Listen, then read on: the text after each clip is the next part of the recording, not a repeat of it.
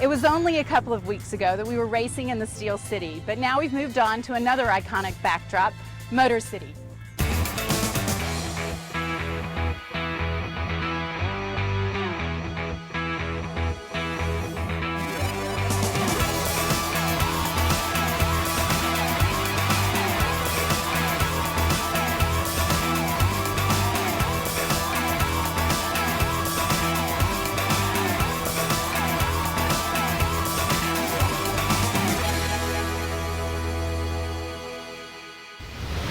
Welcome to round 4 of the P1 SuperStock Championship. We're past the halfway point in our 5-round series and we've had some crazy action. Here's Martin to tell you about the highs, lows, spins, and rolls. The season opener was in St. Cloud, Florida, just outside of Orlando. Camping World went upside down in testing, setting the stage for what was going to be an exciting weekend on Lake Toho. In St. Cloud, we rolled out a brand new match racing format to set the pole with drag racing. Oregon Custom Marine led, but ended up flipping over, ejecting both of the riders. Livorsi Marine also spun out, but the day went to Peters and May taking the win. Next stop, Biloxi, Mississippi, behind Casino Row.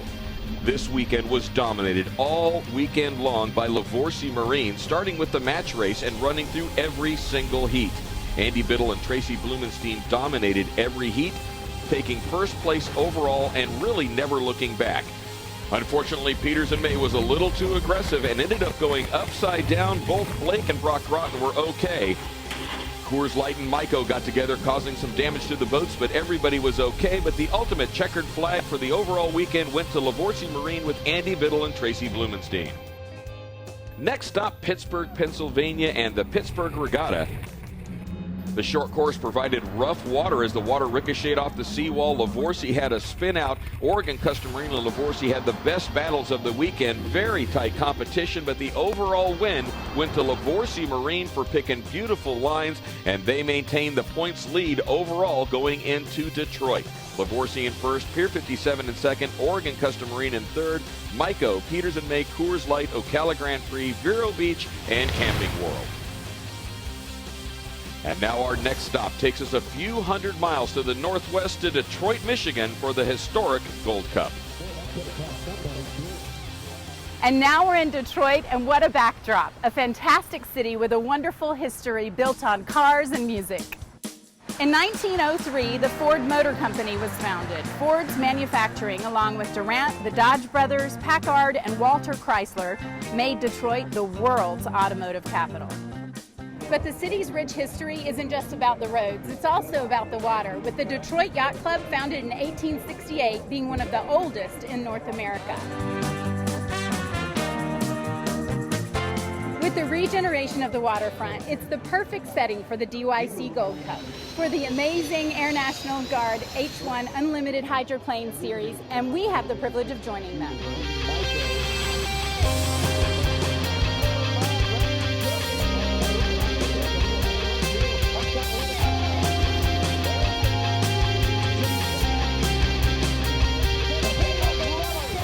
It's time for qualifying, and for the first time this year, it's going to be done by time lapse. Here's Martin.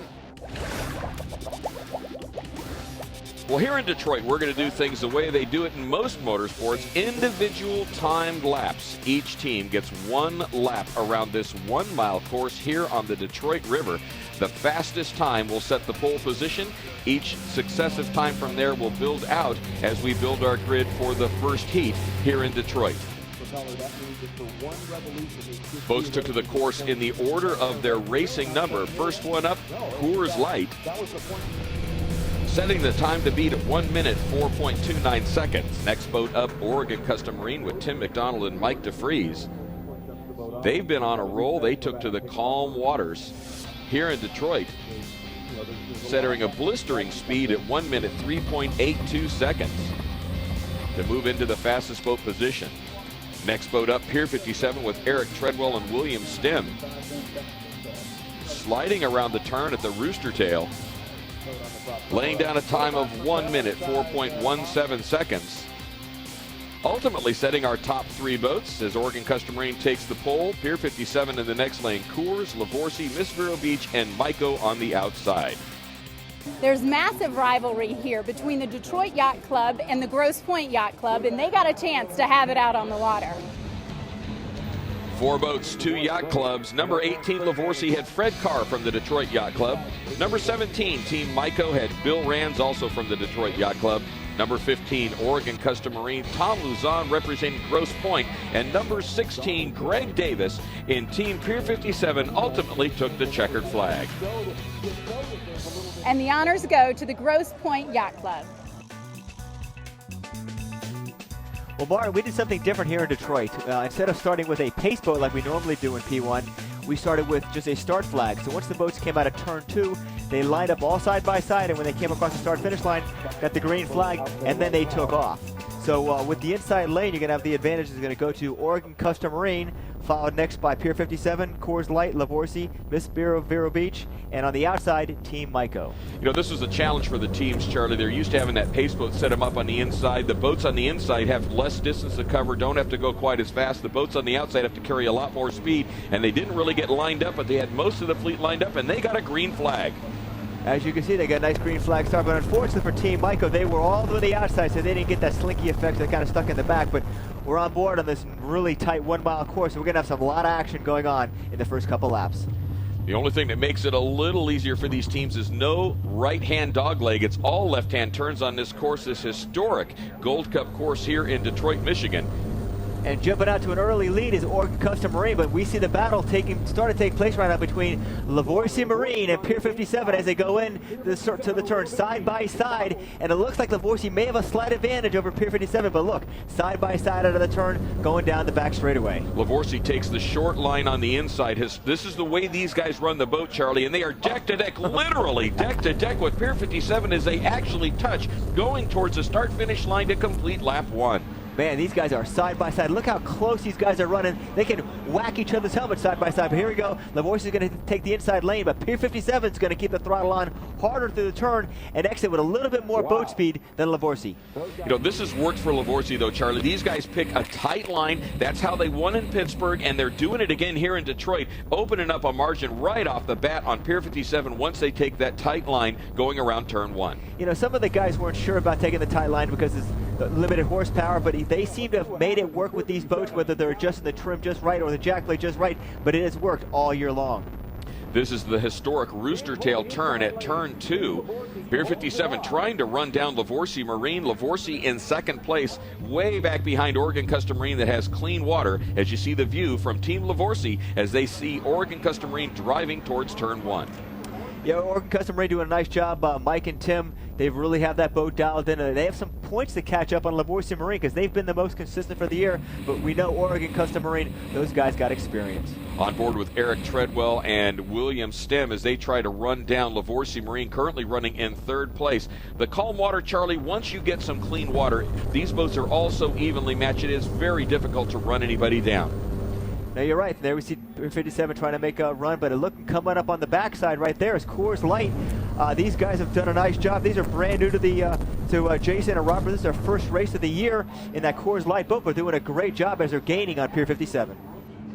That's right, Charlie. Team owner Jeff McCann sent these 2 rookies down to run the Coors Light boat as we're on board Team Livorsi with Andy Biddle and Tracy Blumenstein. They're looking back there. They're trying to see who's coming up on the backside, but right now Oregon Custom Marine is checking out on the competition, running nice, smooth, tight lines as you keep going by the turn right there.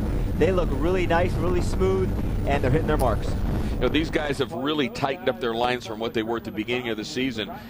Just absolutely touching the marks and coming up right hard on the inside. His Team Livorsi Marine made up some distance. Oh, he bobbled a little bit to the outside, pitched the boat outside. And then it jumped awake, and he lost about 4 or 5 boat lengths just with that simple move right there, the simple bobble. Now they got to work harder again down the back straightaway. On board with Coors Light as they now have a battle with Myco coming up hard on the inside. Coors Light on the outside carries some speed. Team Myco closes the distance. The father and son team Bill and Elijah Kingery coming up on the inside. Wow, they got a bad start, but look, they're working their way up right now in a side-by-side battle right now with Coors Light. Team Myco, battle. But we got Team Myco's going to have the inside lane going to the next turn. They should have the advantage as they enter the turn. That is one thing about this Gold Cup course. It is essentially an oval. Makes it very difficult for teams to make a move. Once you get that inside lane, you've got control as Maiko hosing down Team Coors Light. Yeah, Coors Light's not doing a great job defending that inside lane and allow Team Maiko to get by, and they're pulling away right now. So this is, again, another challenging course. Only left-hand turn, short course. We don't have a right-handed dog leg, so these guys got to keep changing it up at every course we go to. Coors Light had an opportunity to dive to the inside, ended up going wide across the wake to the outside. Carried some speed, but that cost them some distance, Charlie. But you know, the rookie drivers are better safe taking the outside lane instead of pushing it too hard right now. They got to get a couple of heats in under their belt, and you watch, by the end of the day, I bet you these guys are driving it deep into the turn. Oregon Custom Marine rounds the Rooster Tail turn number 2, heading towards the checkered flag. Charlie, they have had clean water all day. They control the race course. Yeah, but the problem for Lavorsi's, they don't have the clean water. That boat weight coming off that lead boat's really upsetting that second place boat, and they're not getting the clean water to get a good drive and catch these guys. Checkered flag is out. Oregon Custom Marine takes the win here in heat number 1. Second place goes to Team Lavorsi. Third place is going to go to Pier 57. Wow, that was an amazing first lap. Yeah. You and Treadwell Deck to deck, banging into each other. Oh man, I mean, there wasn't anything we could do. It was just the one wake pushed me right into him, and then there was nowhere to go. I mean, I got pushed all over. I mean, it was just pretty awesome. I mean, that was the first time we went deck to deck in a little while, going that long, that hard. Fantastic result for OCM. Join us after the break and let's see if they can do it again.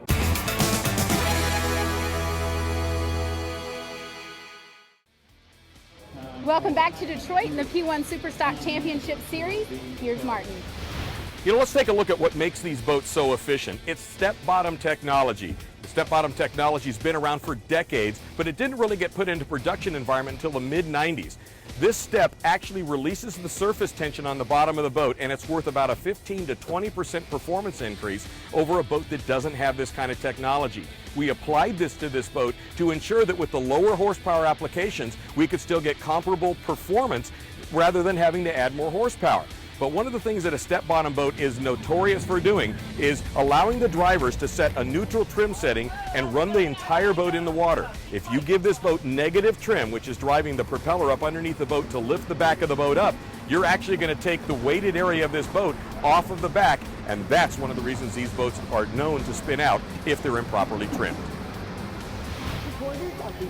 Charlie, as the boats line up for heat number 2, very calm conditions, essentially no wind here in Detroit, and the fleet is now going to invert. The boat that won the last heat is now on the outside. The boat that came in last place, that's Mike Saddleton and Rob Callery in Miss Vero Beach, as the boats come by to get the green flag. And it looks like Vero got a nice jump, but so did Pier 57, starting from the middle position. He got a nice clean start. It looks like he's going to end up in second place as they head through turn number 1.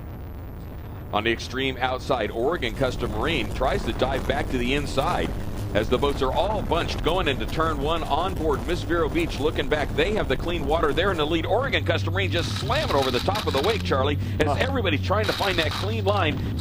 Team Lavorsi dives through all that mess to try to get to the inside, Charlie. You know, that was a great footage from Team Vero Beach showing what these drivers at Throttle are trying to do to get those boats situated to look for that clean water, while Vero Beach is out in front, going to check out. Vero Beach has the inside line. He was hosing down Team Pier 57, was coming around from the outside. You know, this is a testament to how close these boats are matched as we go on board Coors Light.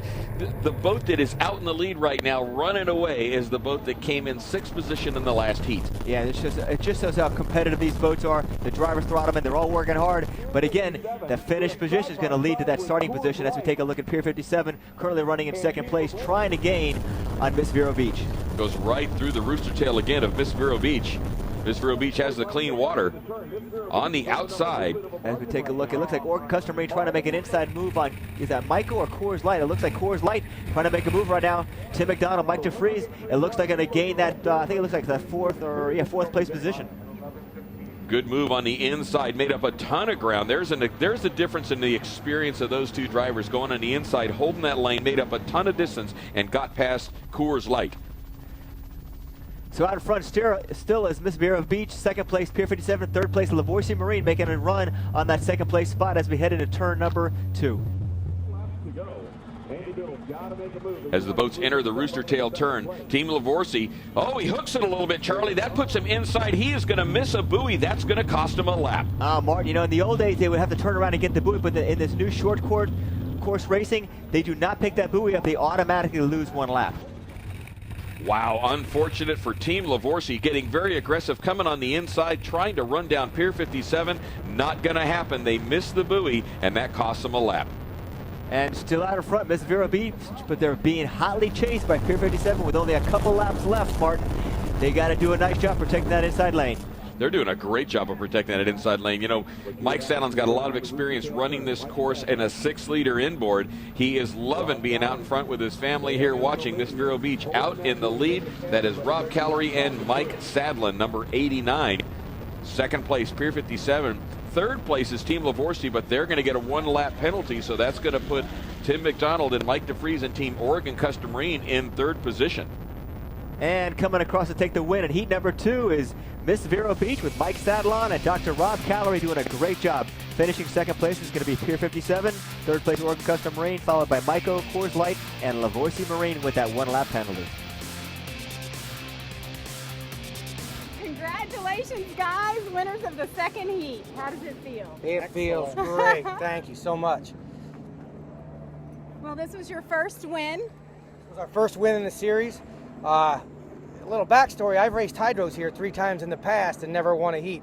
So it feels really good here in Detroit to win a heat. Somewhere there'll be a record book with my name that says Mike Sadlon, the heat winner at the Detroit Gold Cup. I'm very excited about that.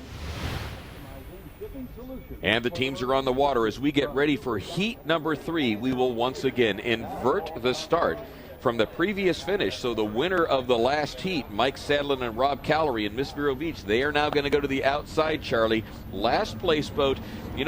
This is something we really need to look at. The boat that got the penalty actually got the inside lane because they finished last. That's the way the rules read. Lavorsi Marine's going to get an edge going into this next heat, although they finished last on a penalty in the last heat. Yeah, that's the good and the bad for the competition. The bad thing is, or the good thing is they got last place for the competition. The bad thing is now they got the inside lane and clean water at the start, which is what they did. They got a nice clean start, as you can see. Great start for everybody, but out in front already is Andy and Tracy and Team Lavorsi Marine picking up where they left off 2 heats ago out front.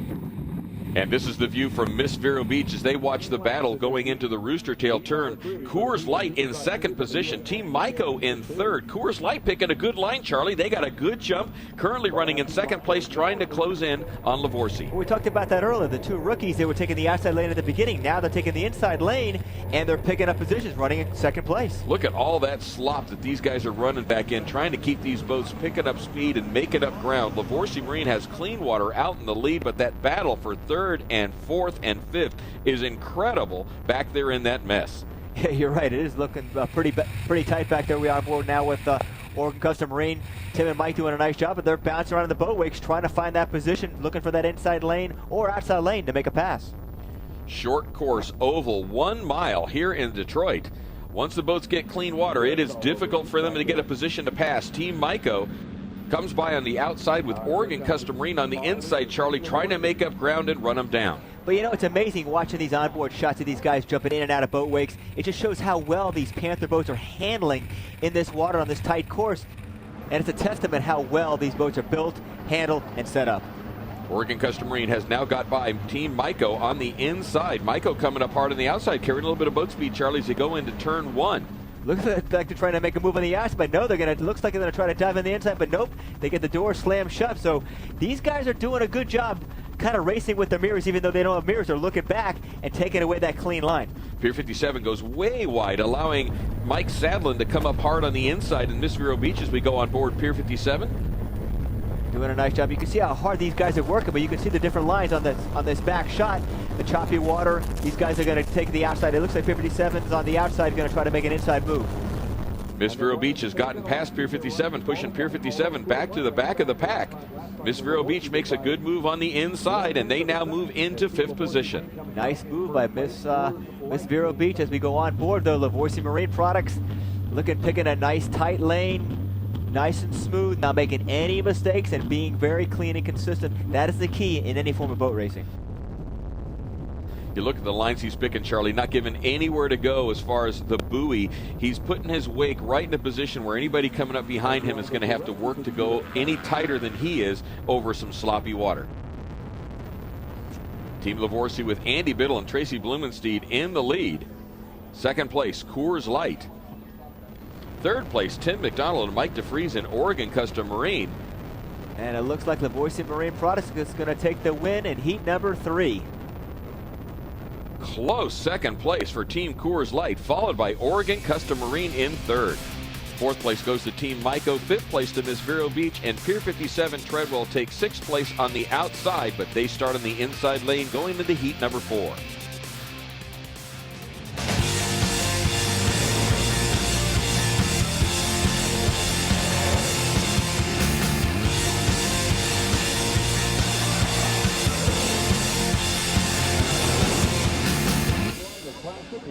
All right, Charlie, the boats are getting set for the fourth and final heat here in Detroit to determine the overall finish for the Detroit Gold Cup, round number 4 on the SuperStock U.S. National Championship Series. The wind has come up just a little bit. Livorsi's going to start on the outside. Pier 57's on the inside. We have a green flag as they head towards turn 1. Nice. But look at Team Livorsi. He's a little bit behind. Oh, but he dives all the way to the inside, Charlie. What a great move by Team Livorsi. And we talked about this in earlier races, Martin. That would be the thing to do, to drop back and dive to the inside.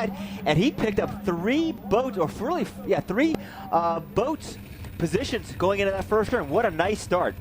Tim McDonald and Mike DeFries had to just sit back and watch it happen from the outside. Now Livorsi is making a run on Pier 57. He's now essentially in third place, but started way on the outside as we go on board with Mike Sandlin and Rob Callery in Miss Vero Beach. But there goes Livorsi trying to make the inside turn right there, and he's jumping into second place right now. Pulls up alongside Team Vero Beach. It's going to have second place heading down the front straightaway.